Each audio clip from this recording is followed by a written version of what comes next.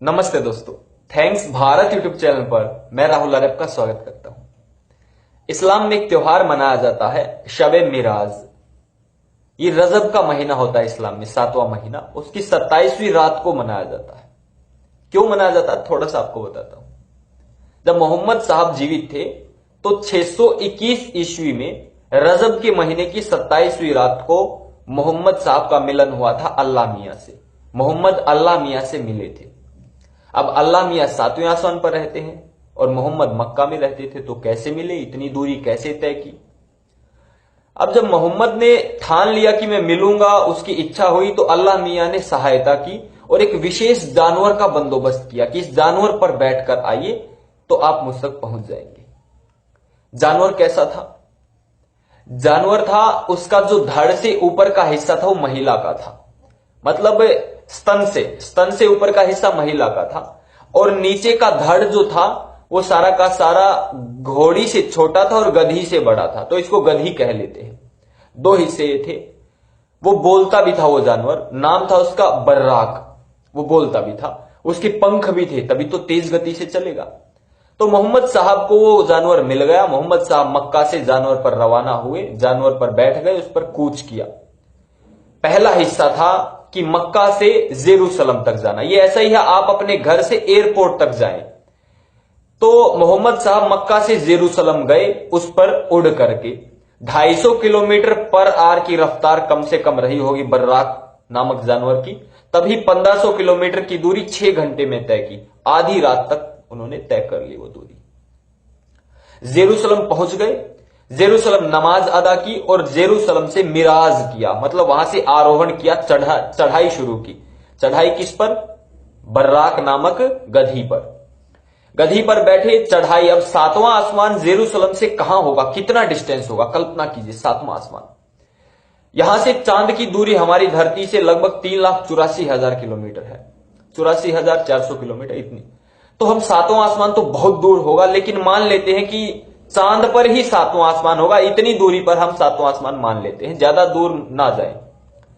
तो धरती से और चांद, मतलब आरोहण शुरू हुआ 7वें आसमान, अल्लाह के पास जाना शुरू किया मोहम्मद ने उस गधी पर बैठकर, बर्राक नामक गधी पर बैठकर।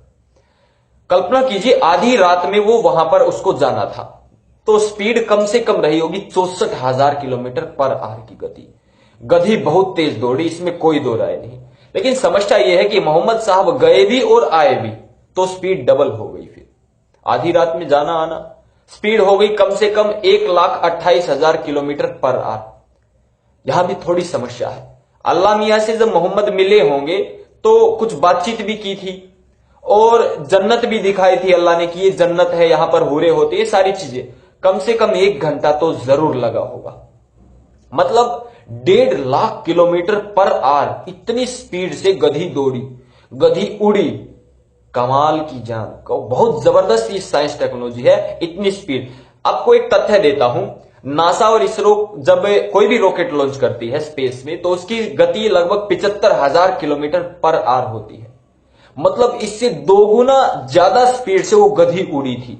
दुनिया का पहला रॉकेट लॉन्च इस्लाम ने किया था मोहम्मद के रूप में गधी पर। याद रखना ये चीज, भूलना मत, नोट डाउन आप कर सकते हैं।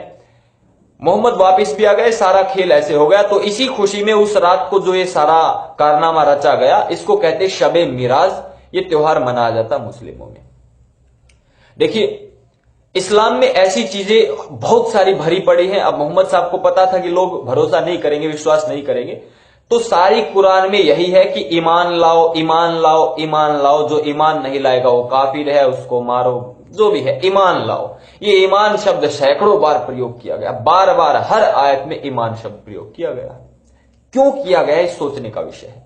ईमान मतलब भरोसा, विश्वास, कि सही हो गलत हो, इस्लाम की जो भी बात है, जो भी शिक्षा है, उसको मानो, उसमें शंका मत करो।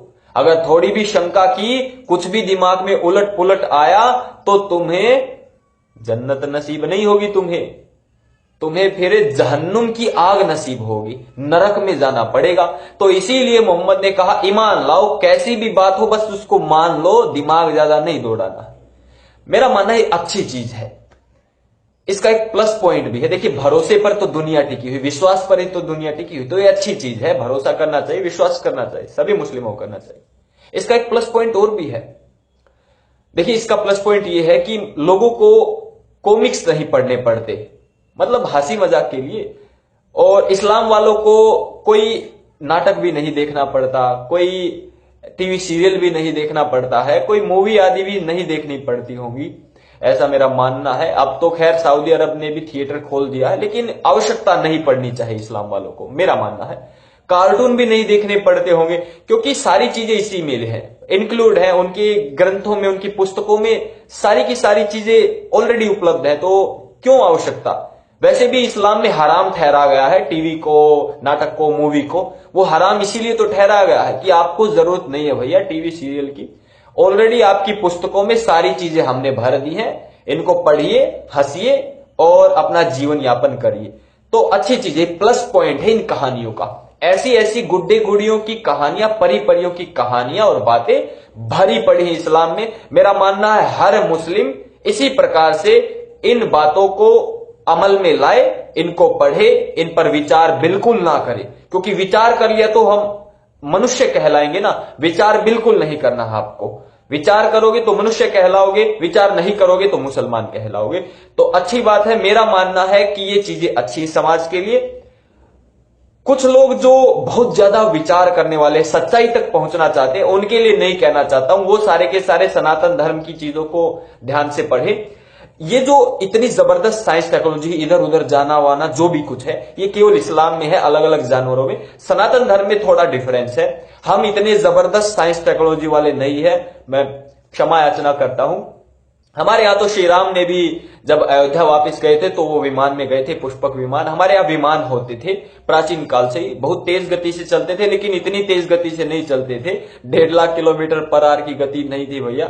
अब हम झूठ क्यों बोले। हमारे यहां तो आज भी विमान विद्या है, विमान शास्त्र आज भी उपलब्ध है। दुनिया का पहला विमान 1895 में शिवकर बापूजी तलपड़े ने बनाया था। राइट ब्रदर तो बहुत बाद में आए थे, उन्होंने तो उसका चोरी किया, उनको मारा विचारों को, और फिर वो विमान बनाया था। उस पर विमान शास्त्र हमारा उपलब्ध है। वेदों में विमान के अनेकों मंत्र है, कैसे बनाना है हर चीज बताई गई है। तो हमारे यहाँ विमान होते थे, और आपके यहाँ बर्राक नामक जानवर होते थे, जो आज रॉकेट लॉन्च होता है उससे 2 गुनी स्पीड से मोहम्मद नामक रॉकेट को लॉन्च सबसे पहले दुनिया में किया था। तो ये बहुत अच्छी चीज है।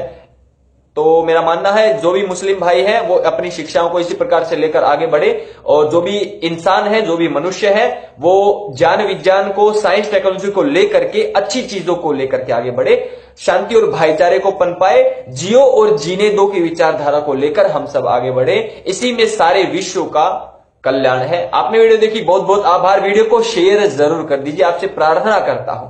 हर युवक तक, हर युवती तक पहुंचा दीजिए, हर छोटे बच्चे तक पहुंचा दीजिए, हर वृद्ध तक पहुंचा दीजिए, हर मातृशक्ति तक इसको पहुंचा दीजिए। दुनिया के हर कोने में ये वीडियो पहुंच जाए, ऐसा मैं आपसे अपील करता हूं, प्रार्थना करता हूं। वीडियो देखी, बहुत बहुत आभार। वीडियो को शेयर जरूर करें, लाइक जरूर करें। थैंक्स भारत यूट्यूब चैनल आपका अपना यूट्यूब चैनल है, इसे सब्सक्राइब करें और करावें। धन्यवाद। जय श्री राम। नमस्ते जी।